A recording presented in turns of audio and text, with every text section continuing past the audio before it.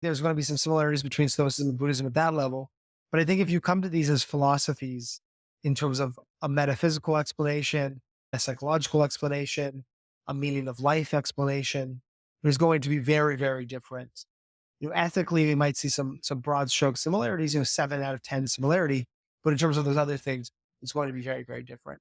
Welcome to Stoa Conversations. In this podcast, Michael Tremblay and I discuss the theory and practice of Stoicism. Each week, we'll share 2 conversations, one between the two of us, and another will be an in-depth conversation with an expert. Today, Michael and I discuss Stoicism and Buddhism. You can think of it as a Buddhism 101 with a special focus on what Stoics can learn from the ancient religious tradition, especially as it shows up in modern Buddhism. Before we hop directly into that, I should say that we are enrolling for our October 23rd 3-week course on Stoicism Applied. We'll be diving into the 3 Stoic disciplines, focused on how one can apply them to become more Stoic. I think one of the best aspects of this course will be the fact that we'll be getting together a group of people who are seriously interested in that project of walking the Stoic path. So if you're interested in that, please join us. Learn more at stoameditation.com/course. And here is our conversation. Welcome to Stoa Conversations. My name is Caleb Ontiveros. And I'm Michael Tremblay. And today we're going to be talking about Stoicism and Buddhism. I think this is one of the most requested topics in that we've had past episodes. One past episode with Gregory Lopez that focused on Buddhist and Stoic mindfulness. We did our own episode on mindfulness, but Buddhism was more in the background, I'd say, for our episode. And at any rate, this is a oft-requested topic that we'll focus on today. And I think there's a lot of rich overlap between the two schools, a lot that people attracted to Stoicism can and have learned them, and likely the reverse. But the perspective I'm taking is, perspective of someone who's really interested in Stoicism, has some background in Buddhism channeled through Western forces. I'd say I can chat a little bit more about that. But I think there's a very fruitful overlap and debates between the two life philosophies. Yeah. And I'm really excited for this discussion, Caleb. And for myself, I was actually into Buddhism before I ever got into Stoicism. Buddhism, I think, was the kind of first philosophy as a way of life that I really, was interested in and dug into. I did never got anywhere near as deep as I am into Stoicism or as knowledgeable, but it's one that, when I was younger, I thought was really cool. And so excited for us to discuss some of the similarities, differences with Stoicism today. And especially through this lens, I think now I have as somebody who's really knowledgeable about Stoicism. Yeah. So I think we'll talk about some of the background, some of the basics of Buddhism, some of the key doctrines, and then move to some of the similarities and initial differences with Stoicism and see how those two things can enrich our ideas of Stoic theory and practice as well. So that's the main point of this discussion. And I should say that by way of disclaimer, 2 things. First, Buddhism is, of course, an exceptionally complex tradition. It would be like doing an hour on any given religion would, by necessity, overlook key differences and gloss over things far too quickly. So the forms of Buddhism I'm most familiar with are Western Buddhism. Sometimes it's called Buddhist modernism or secular Buddhism. This form of the philosophy is sort of grounded in Buddhist tradition, Buddhist texts, but it's naturalized. Usually it's removed some of the supernatural elements from Buddhist religion, whether that is, the different, say, levels of existence, certain views about karma or views about ghosts and lower deities. this form of Buddhism intends to be naturalistic, to fit within a scientific worldview, if you will, without any of the supernatural elements. That's what I'm most familiar with in terms of my background. That's the second other disclaimer I wanted to make. In terms of my background, of course, I'm not a Buddhist. I came across Buddhism first through mindfulness-based cognitive behavioral therapy. So learning about that, the founders of that were heavily influenced by Buddhists, and that I have read a lot, I'd say a lot of texts that sort of fall into this Buddhist modernism, secular Buddhism school, if you will, from Owen Flanagan, Robert Wright, the book The Mind Illuminated, and so on and so on. So that's two quick things. Buddhism is very complex. We're going to be tackling a specific kind of Buddhism here. Yeah, just like, I mean, there's two Stoics talking about Buddhism here. Something which can be fun to pull some of. It'll be interesting, but I'm almost certain that we will get some things wrong. Yeah, I feel that way still when I talk about Stoicism. So I'm almost certain there's going to be instances where you or I will say things like Buddhism says this or Buddhism argues this, and there will be definitely a nuance to that, either in the content or in even the separate schools or the separate divisions of them in a way that I'm not aware. I think, in an hour, there's going to be some generalizing, but that's still hopefully going to be informative and put people in a better place to dig deeper. Yeah, absolutely. And we will have Buddhist scholars as well as people who identify as Buddhist practitioners on the podcast. So stay tuned for that. But for now, you're stuck with us. So let's start at the very beginning with the Buddha. So Buddha is just a term for enlightened one, a knower. Siddhartha Gautama lived in the 5th or 6th century BC, and he was, if not exactly a noble, someone who lived in a luxurious, sheltered, and pleasant existence. The founding parable of Buddhism involves him waking up from this clean, polished world to make 3 trips. And in these trips, he sees different forms of suffering. He sees an elderly man who is suffering from aging. He will clearly pass, and that can be seen from the features of his face.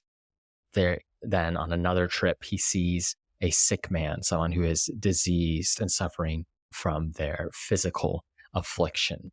And then finally, during his 3rd trip, he sees a corpse, a dead man. And this trip brought Buddha sort of face to face with suffering that he had not known in his prior existence.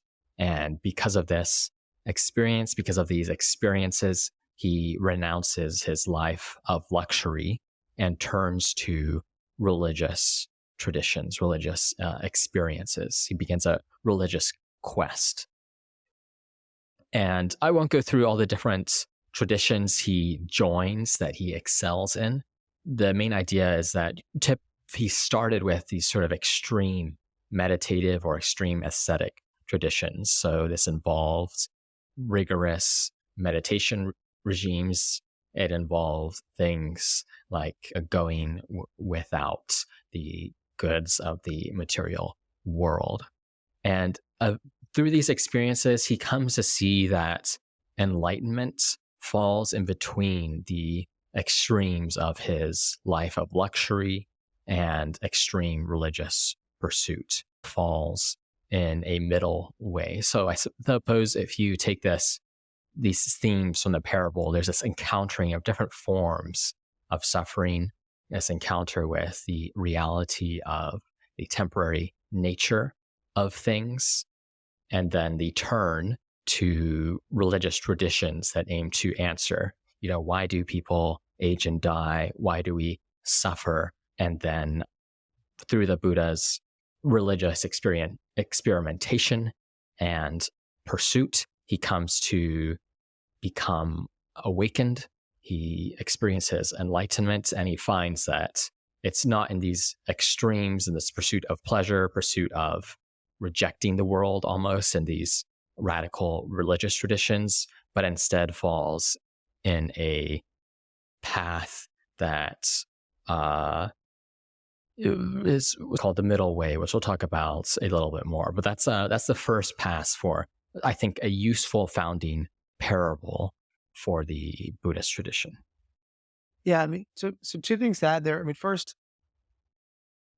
this is often people often mention this, but it's kind of interesting that Buddha is a contemporary of Socrates, or around the same time as this. So just to situate that historically, we're talking about, around the same time that ancient Greek philosophy is getting off the ground.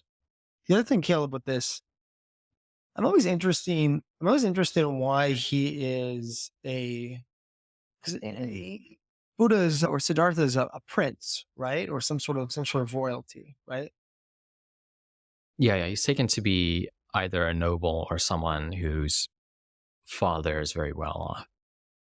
Yeah, I'm always interested in that. I'm interested in this kind of starting in this position of being very noble or very rich or very well off. Like I wonder about I don't know, the symbolism or the lesson there, um, of somebody starting in that position and then I guess getting exposed to more instead of, you know, you would think, wouldn't the person why would the person who starts a noble is sheltered and then encounters the world be in a better position to navigate that world than the person who is already navigating that world and somebody who's not sheltered and already sees elderly, sick people and dead people consistently.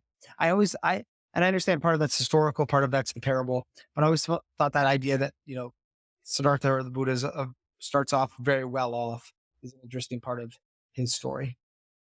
Yeah, I suppose part of it is this thought that, of course, there are different sociological reasons, but maybe the more interesting kind of reason may be that Siddhartha is in a place where so many people aspire to be, and learns that that is not enough, and that even though he is sheltered, he cannot escape suffering.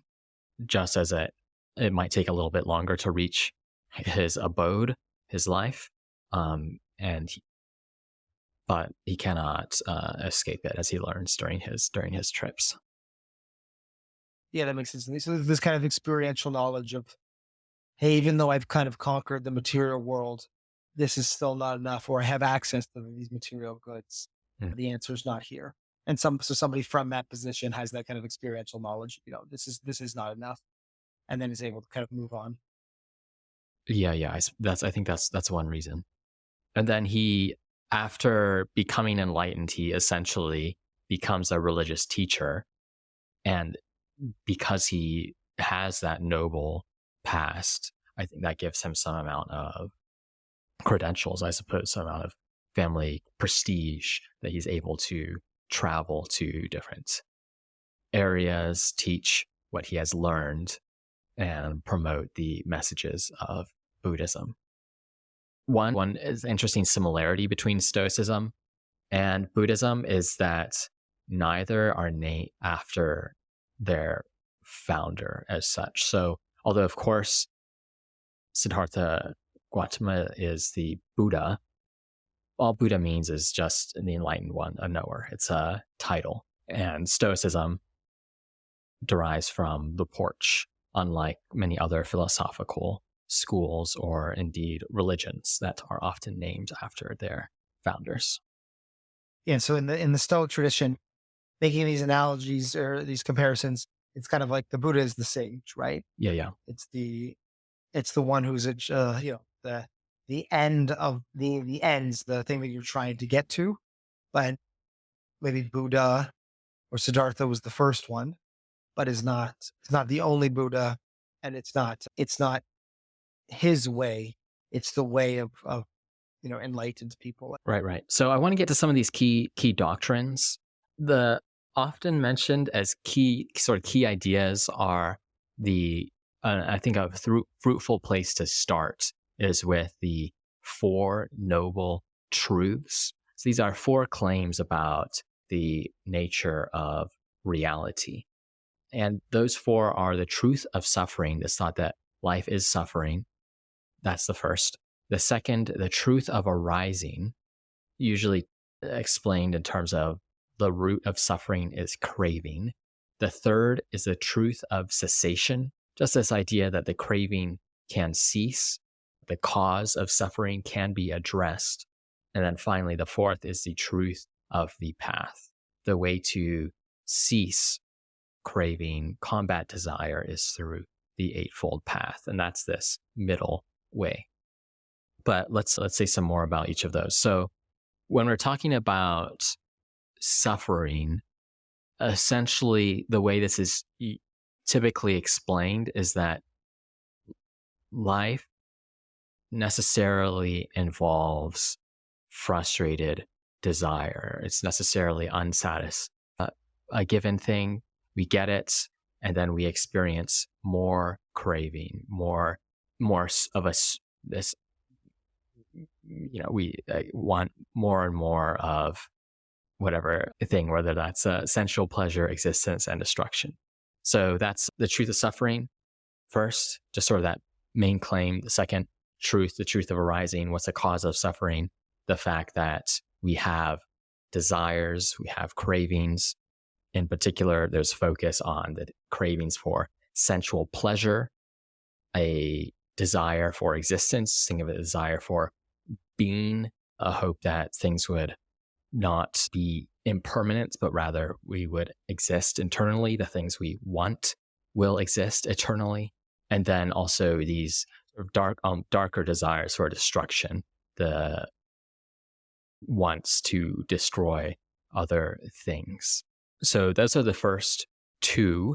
Life is suffering. The root of suffering is desire. Any thoughts on that, Michael? Well, there might be a translation thing here, but what is arising? So if you said something like the truth of craving, so there's the truth of suffering, life is suffering, the truth of arising, which is that the root of suffering is this craving. But what's arising? Well, my read on this is just that suffering has a cause. Why is it arising? The root of suffering is craving. The suffering is coming from somewhere. That's what the arising's. Yeah. If you wanted to put these in a really abstract form, it's something like life is suffering.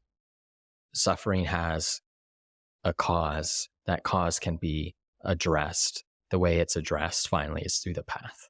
Yeah. And then what is suffering? Is suffering like just a subjective experience? Like it's just subjective pain? Like what's suffering? Putting you on the spot. Yeah. It's generally explained in terms of subjective pain, negative mental states, anguish. But I think we can say that's one aspect of it. Another aspect, I think, is just the fact that what we prefer does not come to pass. And maybe that doesn't have to do with mental states, always. Often it does. Often if our desire is frustrated, we know about it and we experience that as suffering or at least frustration. But sometimes what we want, what we prefer doesn't happen and we don't know about it. And that may still be perceived as a bad, as a harm, as another fact, at least on the surface, that, life is suffering. You wish you could have a legacy. You think the people who live after you will keep their promises and so on. But of course, there's so much contingency in life, and many of your preferences are just not going to be respected by others or the world at large. Yeah. And that sounds very stoic to me, right? This idea of, you want things to be a certain way. And when those desires are frustrated, that causes suffering. But another thing that looking at this again, this from a Hellenistic philosophy lens, I'm getting a lot more Epicureanism than I'm getting Stoicism. This focus on subjective experience, this focusing on not virtue or character, but really pleasure and pain. This focus on the elimination of pain as a primary goal. striking me as much more Epicurean at this moment. But I'm interested to see what that eightfold path makes up, because maybe that will pull us towards, virtue and character. But yeah, very Epicurean, very kind of hedonistic almost. Yeah, yeah. I think another thing to say here is that many people hear life is suffering and think that Buddhism is a negative philosophy, a cynical philosophy. And there's certainly something to that. I think many Buddhists would claim that in our ordinary existence, we are blind to the truth of suffering. We don't understand the extent of suffering and indeed how this truth is present in ordinary mundane experiences. And there's something essential about the fact that we are desiring creatures and our desires are frustrated again and again. But nonetheless, it's not a completely negative philosophy. Of course, life is not just suffering. That's not the claim at all. But let's keep the thought on the point about Epicureanism is interesting, and I think we should return to that, because I think it seems plausible to me. That is almost a better comparison in terms of Hellenistic philosophies.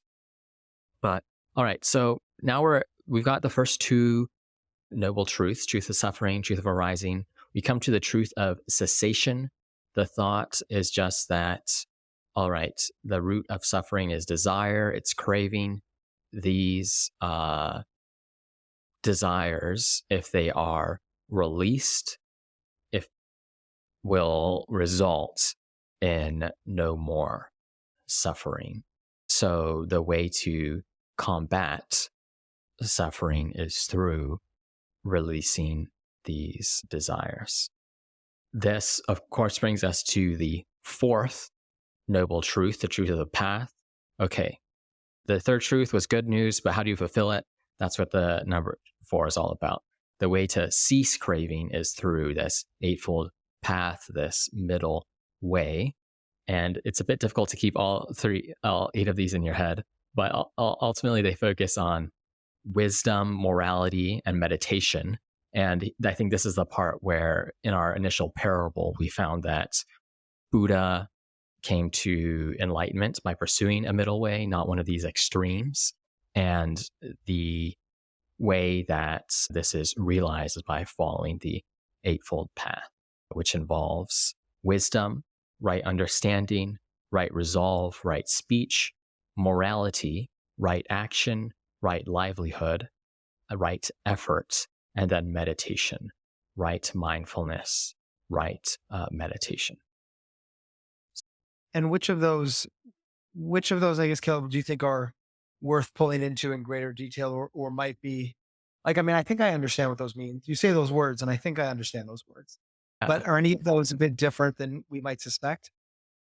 Yeah, I think unpacking these takes a serious amount of, but what we can say here that I think is most useful is you have these ideas of meditation, which we'll talk about more, which are commonly associated with Buddhism, but you also have morality, wisdom, and these features do get us very close to virtue ethics. Really, it's about being the kind of person who takes on the right livelihood, who does the right thing, speaks well, but doesn't just speak well, sees things as they are, the right understanding, has the right intention, and so on.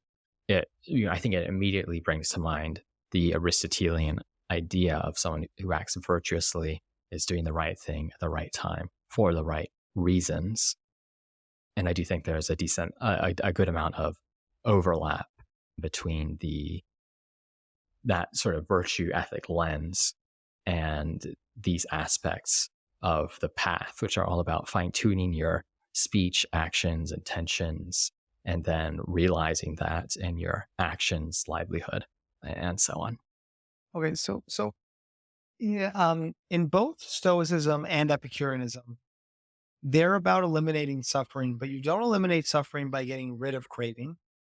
What you do is you eliminate suffering by changing the object of what you crave. So in Stoicism, you crave character, and that's something that you always have access to. You always have the ability to improve. It's not dependent upon anything else. So there's no suffering that comes from external to you if you just want to be a good person. and you set yourself on that goal. In Epicureanism, you crave things that are easily obtainable. So, community with a couple friends and some, some vegetables and potatoes and things like this. Well, I guess my next question is, and you might be getting to this, but how would this eightfold path eliminate suffering, especially if suffering comes from craving? Yeah, yeah. So I should say that my sense is that there's some amount of debate about whether, say, desire is completely eliminated or not. But I think, the sorts of desires that cause suffering are that there would be minimal debate on, if any, are these desires for sensual pleasure, existence, and destruction. Whether the sorts of desires for more positive aspects of existence are the sorts of things that are also released or maybe released at later stages, I think is another issue. But I think the main focus is, okay, so we have this picture of the Eightfold Path. How does it actually take us to a life without these cravings? And I think I want to say that this Eightfold Path is, again, taking this virtue ethics frameworks about becoming a kind of person, and in particular, internalizing the nature of the world as Buddhists see it, and then realizing that in your action. So suffering is exceptionally negative. You want to reduce suffering. So you have these ideas of compassion for all beings. And in that aspect, you're going to see that in morality. Compassion for all beings involves releasing suffering both from yourself and for others. And then wisdom and meditation are going to involve seeing the world as it is and internalizing some of these key Buddhist tenets about the nature of reality. So, and I think many people who've heard a bit about Buddhism will be familiar with ideas like everything is impermanent, the nature of the world is empty, all things are causally interlinked. Everything, to be very coarse, it's connected. It's almost like you have these karmic principles. And then finally, you have this illusion of a separate self.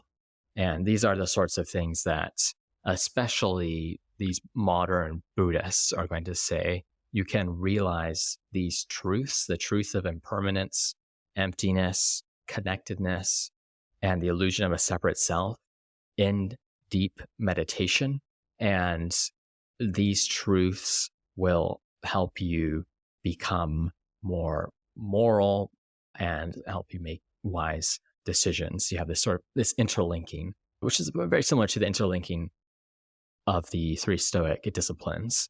Building up wisdom, morality, meditation is going to focus, your mind, your actions, your character towards being the kind of person who reduces suffering for yourself and for others. Okay, so these are kind of like these are mistakes we can make or misunderstandings about the nature of the world. You think of something like the Stoic dichotomy of control. It's just this pretty clear, easy to understand idea that some things aren't up to you, and if you treat them like you're up to you, you're going to suffer. And so there's the same kind of thing with impermanence. The world isn't permanent. I'm not permanent. The life of the people that I care about aren't permanent, and if I treat them like they are, that kind of craving is going to cause suffering. So it's something like this, and then except it's also about also this idea of the self, conception of the self. That's another thing that causes suffering, which we also see in Stoicism, although maybe in a different sense. In Buddhism, there's this idea of no self, or that the self itself is an illusion, at least to some degree. And in Stoicism, I think there's this like reconceptualization of what the self is. So when I was first studying these, I would think about Stoicism as the kind of reduction of the self to an essential core. That is Mhm. that is like a diamond that you can't break.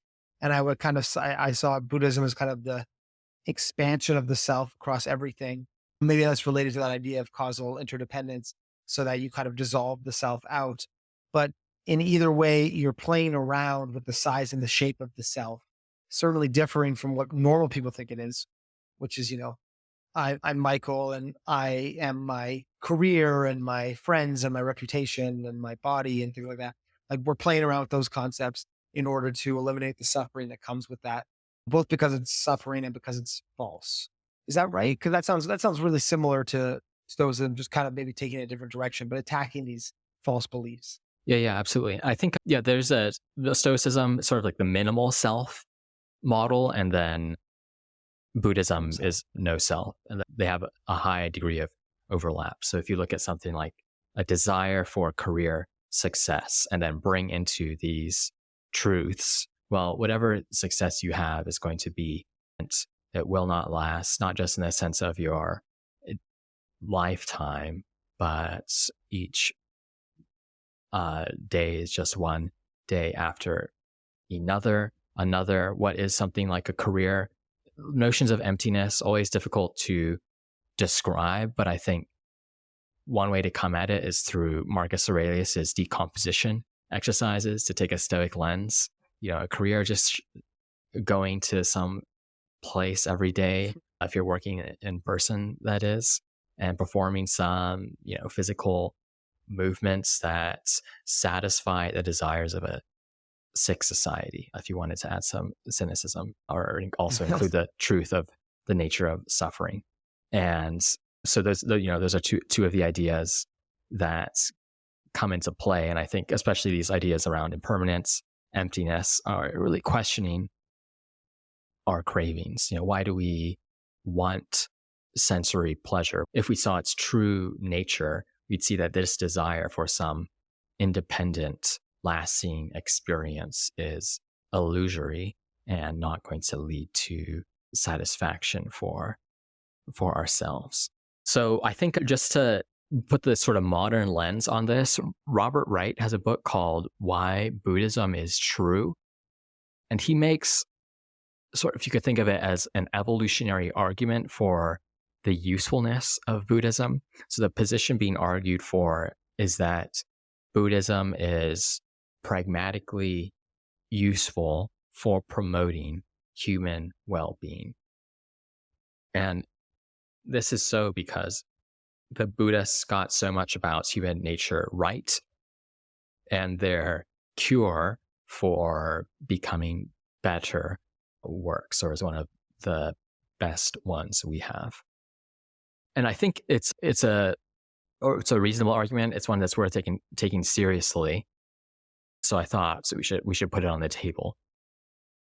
One of the main claims is that from the evolutionary standpoint, human beings are not optimized to experience positive well-being. Natural selection selects at the unit of genes, not positive human experiences or something of that sort.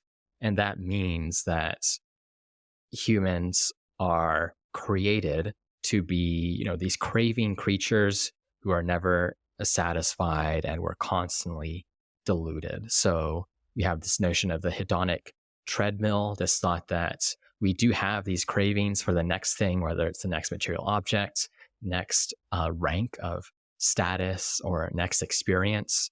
But as soon as we get whatever that is, we want the next thing that's after that.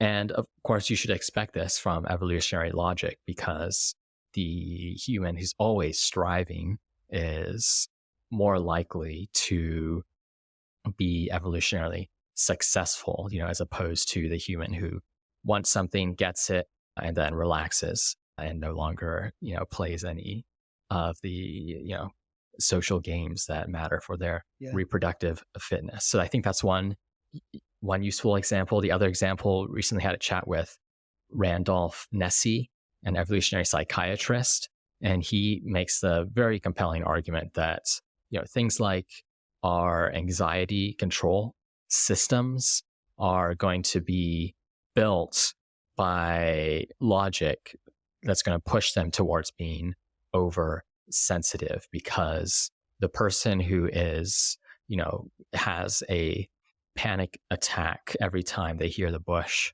rustling and runs away is going to be more likely to survive than the person who knows 9 times out of 10 there's nothing in the bushes, but on that one time gets it wrong and there is in fact a tiger. There was in fact a threat that they should have taken seriously.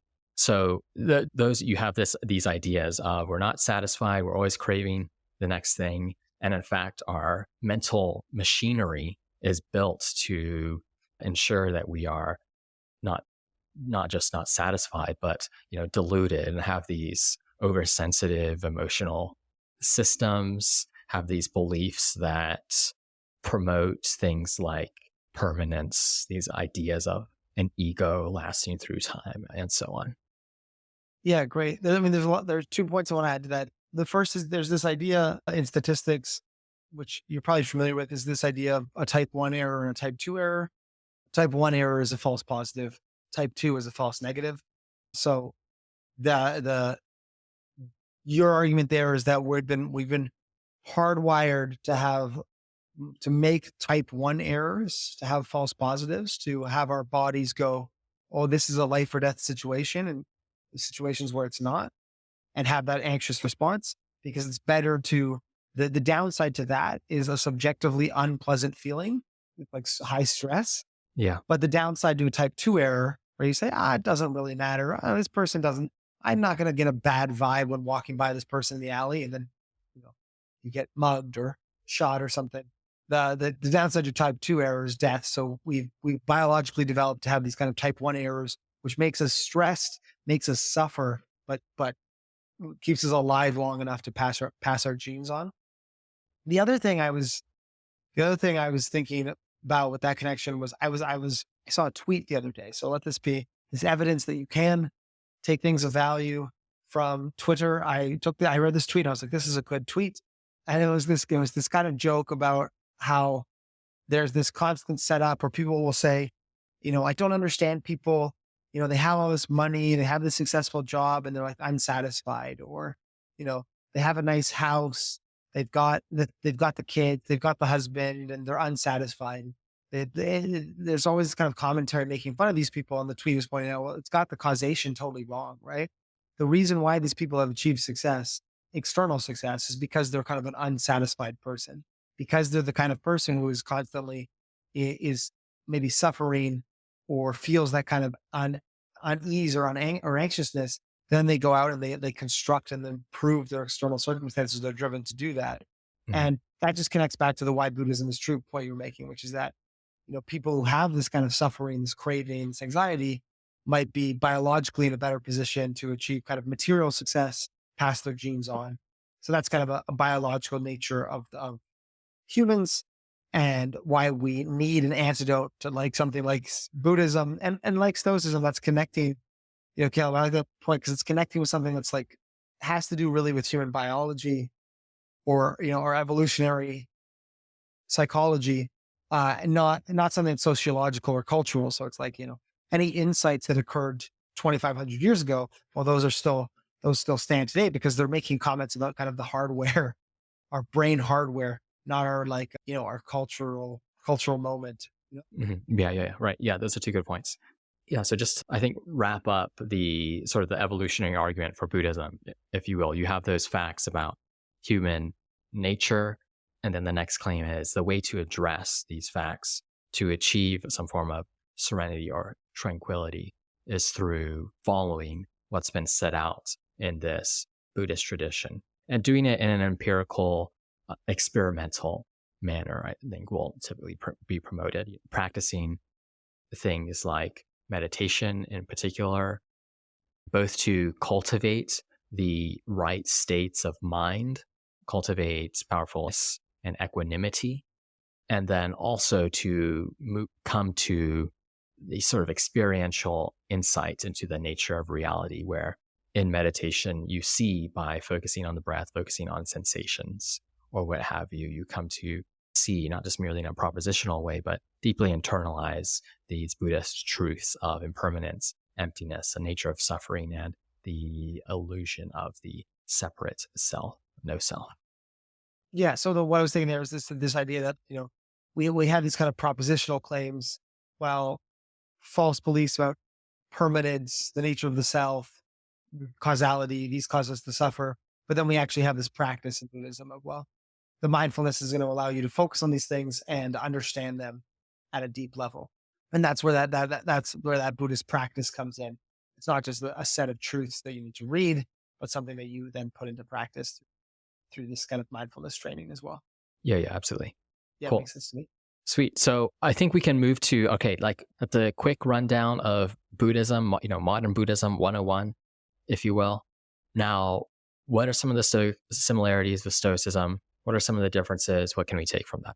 So I think one of the key insights of many philosophical and religious traditions, and Buddhism and Stoicism are no exception, is that the root of so much suffering is our desires and our illusions. The fact that we want things we cannot have, the fact that we have so many beliefs that are mistaken and both cause suffering intrinsically, but also our beliefs we end up acting on and making mistakes. And I think that's something that Stoicism and Buddhism deeply shares and questions. If you think about the idea of indifference in Stoicism, the pursuits of pleasure, wealth, status, these sorts of things are things we're always chasing after, but are not the sorts of things that ultimately, in and of themselves, lead to a good life on the Stoic picture. And they certainly don't do the same for Buddhists either. Yeah, I think that's that on. And then, I mean, if you got somebody who's just done a Stoicism 101 and a Buddhism 101, or I think the connection most people make is in this category, the root of suffering being desire and illusion, and specifically a certain type of desire, which is a kind of attachment. To use the Buddhist terminology, maybe attachment is a desire for existence. Maybe that's Hmm. what attachment is. But this idea of you're kind of holding on to something, you're wanting to force the world to be a certain way. I would say that like that if there was a single idea that summed up Stoicism to most people, it's this idea of the dichotomy of control. And for Buddhism, I think it's that idea of detachment of the self, or kind of dissolving of the self to not be attached to other things or certain outcomes. And so I think there's a certain kind of flavor there in that it's not just the root of suffering is these false beliefs, but there's a certain kind of flavor to the false beliefs that they share in common, I think. Hmm. Yeah, I think that's right. That's exactly right. I think another area where there's just so much overlap is this focus on impermanence. So both Marcus Aurelius and Seneca have numerous passages where they go over our mistaken beliefs about the fact that things will be permanent, and suggest both exercises and reflections on the nature of constant transformation, the fact that our lives are temporary, often short and uncertain. And I think right there they are at home in the Buddhist tradition. But also the Buddhist tradition, I think, offers ways to sort of enrich the Stoic themes of impermanence. You have the focuses of practicing on watching sensations arise and depart. And these are sorts of things that the Stoics don't talk about so much. Or these kind of exercises also help one internalize the reality of impermanence that surrounds everything. Yeah, for the Stoics, the impermanence is going to be more memento mori. Remember the fact that you're going to die. View from above, kind of take this broader perspective that doesn't involve being focused in your life, or maybe looks spans over a period of time. But as you said, the I mean, I think that's an interesting question for us, Caleb, and the kind of project we're doing at Stoa, which is this idea.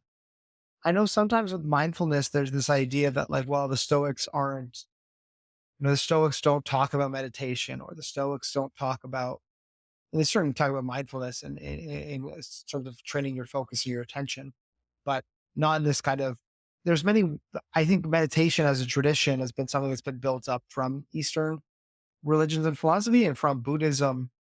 But I think there's that point here, which is like, look, if these things are similar in their practice and they're trying to achieve something, which is this like, this knowledge of impermanence, for example, then Buddhism has just figured out this other strategy through years of trial and error of achieving that.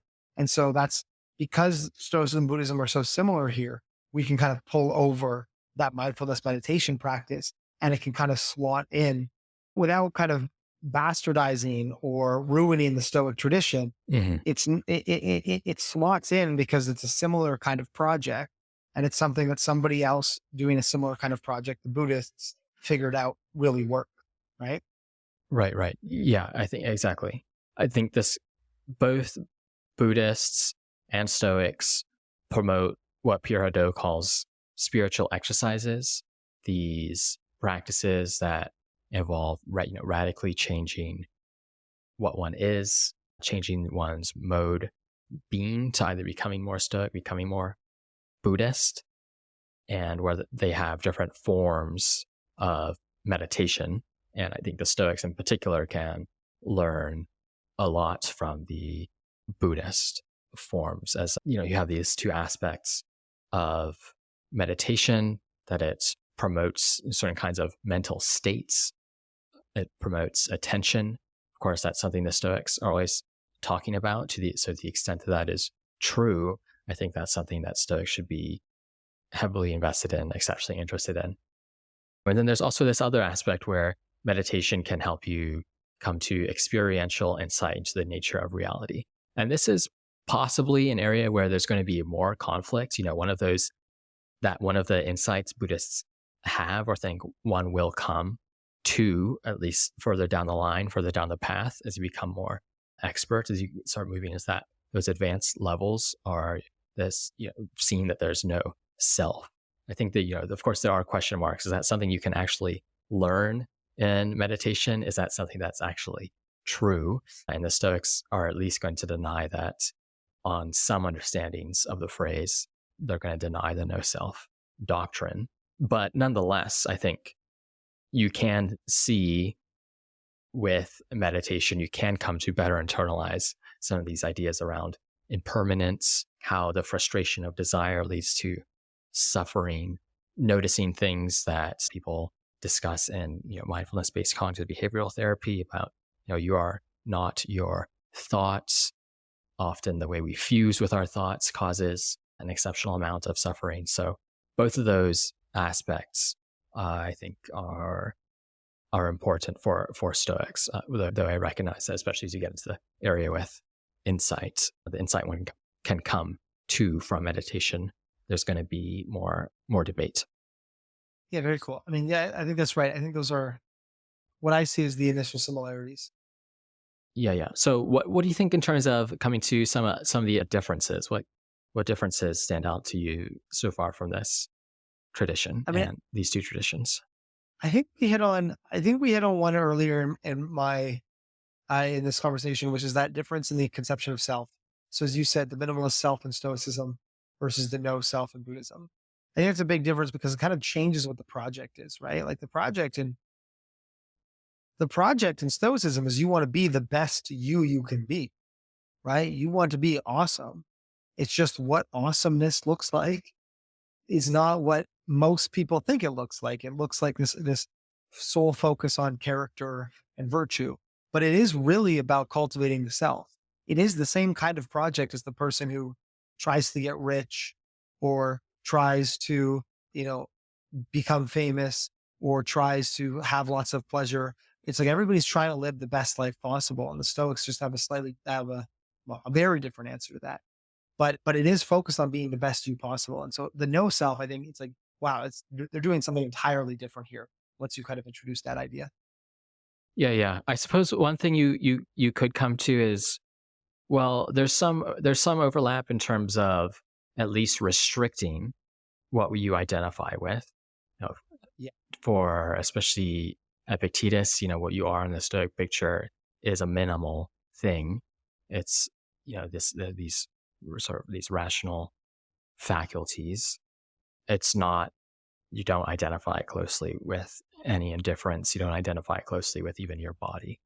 But yeah, I think you are right that, however, at the end of the day, there is going to be a significant difference in terms of how Buddhists and Stoics define what the self is. So maybe that's the sort of thing that only comes up for advanced Buddhists. I know in my conversation with Gregory Lopez, he essentially argued something like this, that, this is a significant difference, but in terms of practitioners, most Buddhist practitioners are not going to be at that no self level. So that's one possible thought here. But I agree 100% that at least at the philosophical level, that's going to be an important difference. And it's an interesting argument whether, okay, given that there is that difference, maybe even though Buddhists aren't going to get there, it's going to take a lot of work to get there. The fact that they have that as a target is going to mean there are going to be differences on the path that they're walking. Yeah, totally. Good point. Yeah.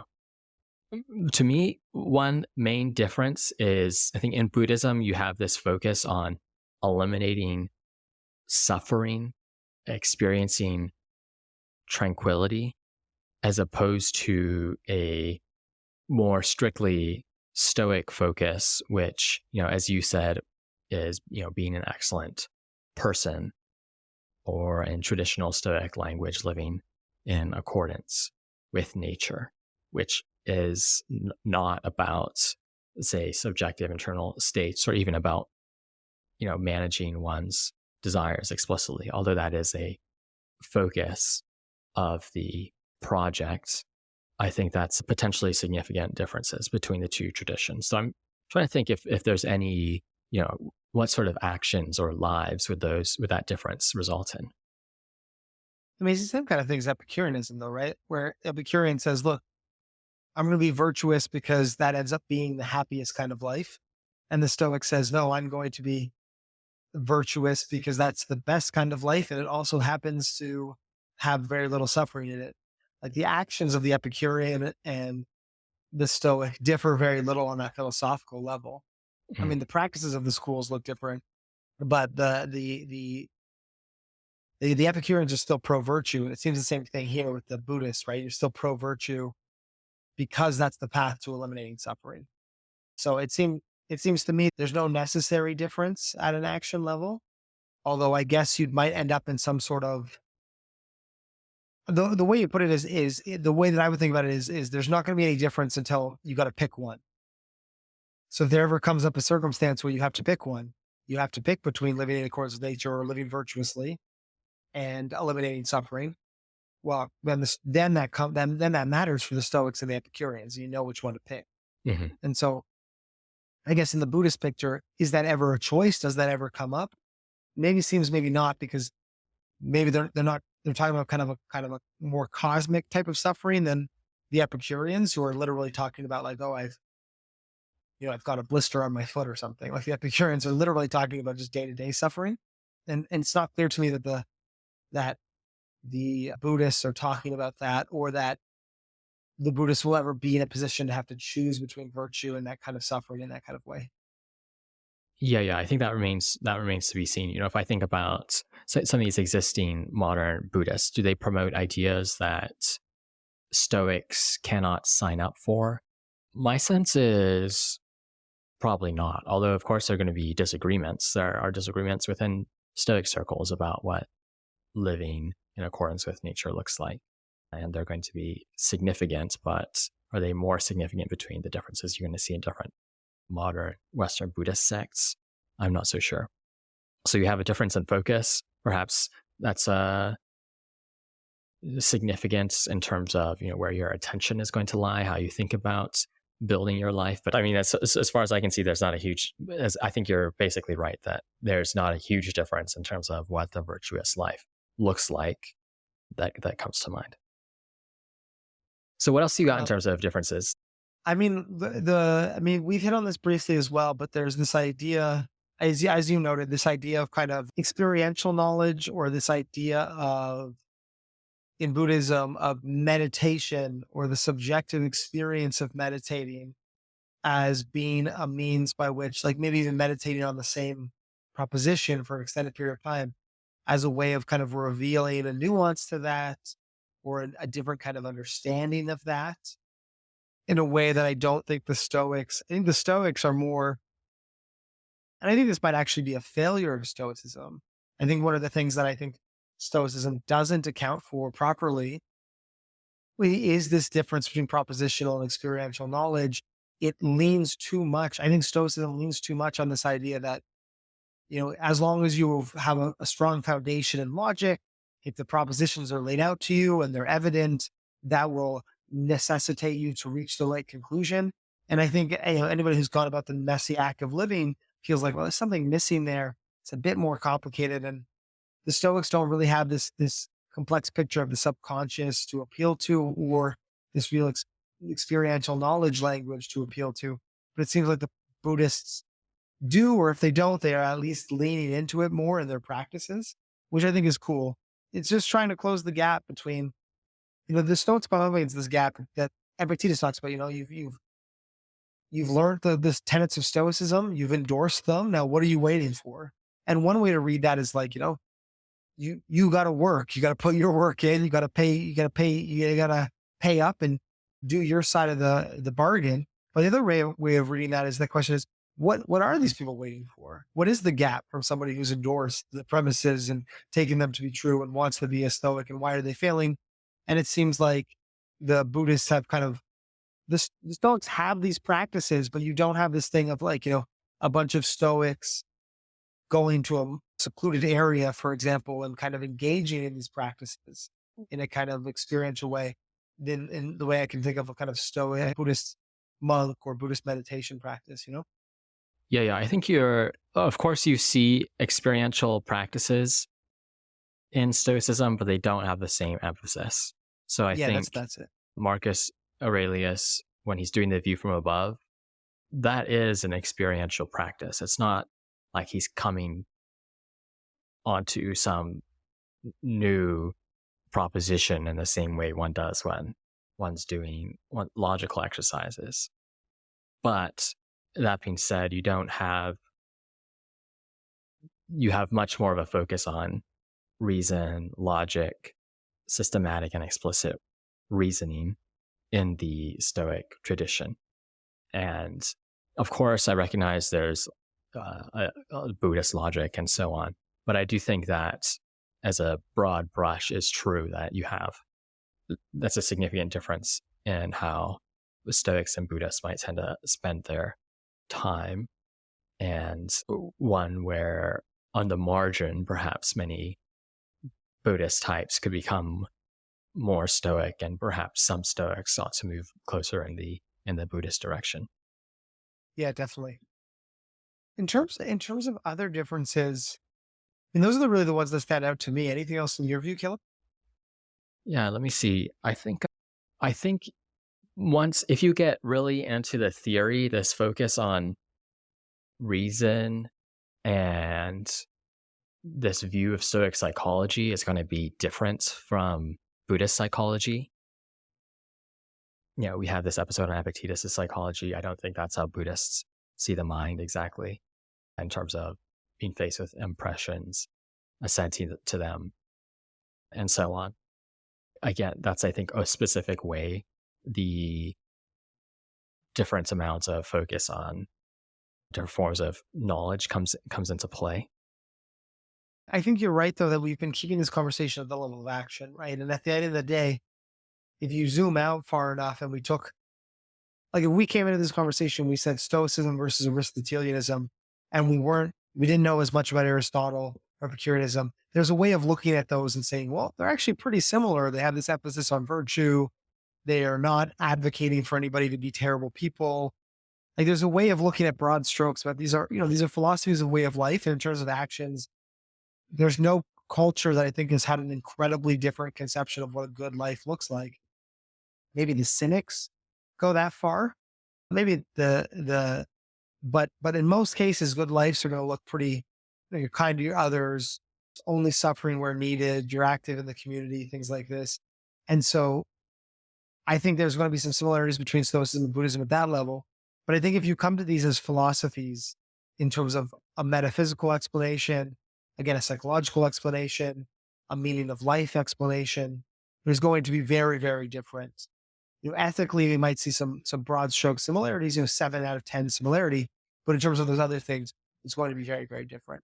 We didn't really have the time to dig into that in this episode, but yeah, those are not going to be they're not going to be the same there. Yeah, that's definitely worth stating. I think there are many fruitful similarities. There's rich overlap, but especially as you start zooming in to some of these main doctrines, you're going to start noticing some of the differences. And although maybe it might be difficult to come up with some broad strokes differences in terms of, actions, perhaps those might become more obvious in specific contexts that you're faced with. One other aspect I did want to add in the reason versus experiential knowledge debate, in terms of something I think the Stoics got right, just is this idea that our judgments do influence our experiences. And one critique of many modern Buddhists that I think is a powerful one is this idea that they state what you will come to learn in meditation, these truths of, emptiness, there being no self. And then those statements, those judgments actually inform what people experience in meditation. So you can imagine, I think, other kinds of beliefs, other judgments, might shape people's meditative experiences differently. And it's one mistake that I think some people make is thinking that these meditative experiences are pure and not at all influenced by our judgments. So the idea there is that if you're meditating for a certain function, or you're meditating, sorry, just to clarify this point, you've been given a prompt for your meditation, so your meditation is not accessing the essential nature of the world. It's exploring a prompt. Is that what you mean? Yeah, so I think if you're given the idea that in meditation, what you experience is entirely internal, and it's what philosophers might call some idea of indirect realism. All you have access to are these things inside of your head. And that's going to shape what your meditation experience is like. You'll think, I'm coming into contact with all these impressions and so on. Whereas if someone else has a meditation course and they're given all these ideas about what philosophers call direct realism, this idea that, no, you don't actually experience things inside your head. You actually encounter the world as it is. You wouldn't think of things in terms of, oh, I notice some sensation arising in my mind, or I notice some thought. Instead, you would categorize things as, I noticed explicit pain in my body. If I was doing open eye meditation, I didn't see the image of a plant in front of me. I saw the plant. And that, maybe is a sort of abstract philosophical example, but when you get down to things like, I have an experience of no self in meditation, it's hard to see how that just isn't influenced by the judgments you have surrounding meditation, and the fact that, all these meditation teachers told you that you would come to see reality as it is through meditation, and that involves seeing that there is no self, things are impermanent, and so on. But perhaps if they had said something completely different, and I think it's plausible, you would have had a different kind of experience. Cool. That's interesting. I mean, maybe that's a difference when it comes down to that. Stoics are very explicit about that indirect realism, as you said. Stoics are very explicit. We only ever have access to our impressions, right? And so that's obviously when you're meditating or when you're reflecting upon your impressions of the world. So that might be a difference there. That's interesting. But yeah, that's a really cool thought, Kil. Cool. All right. Anything else? No, that's great. All right. Yeah, thanks for doing that. That was fun. Awesome. Thank you. Thanks for listening to Stoic Conversations. Please give us a rating on Apple Podcasts or Spotify and share it with a friend. And if you'd like to get 2 meditations from me on Stoic theory and practice a week, just 2 short emails on whatever I've been thinking about, as well as some of the best resources we found for practicing Stoicism, check out stoaletter.com. It's completely free. You can sign up for it and then unsubscribe at any time as you wish. If you want to dive deeper still, search Stoa in the App Store or Play Store for a complete app with routines, meditations, and lessons designed to help people become more stoic. And I'd also like to thank Michael Levy for graciously letting us use his music. You can find more of his work at ancientlyre.com. And finally, please get in touch with us. Send a message to stoa@stoameditation.com if you ever have any feedback, questions, or recommendations. Until next time.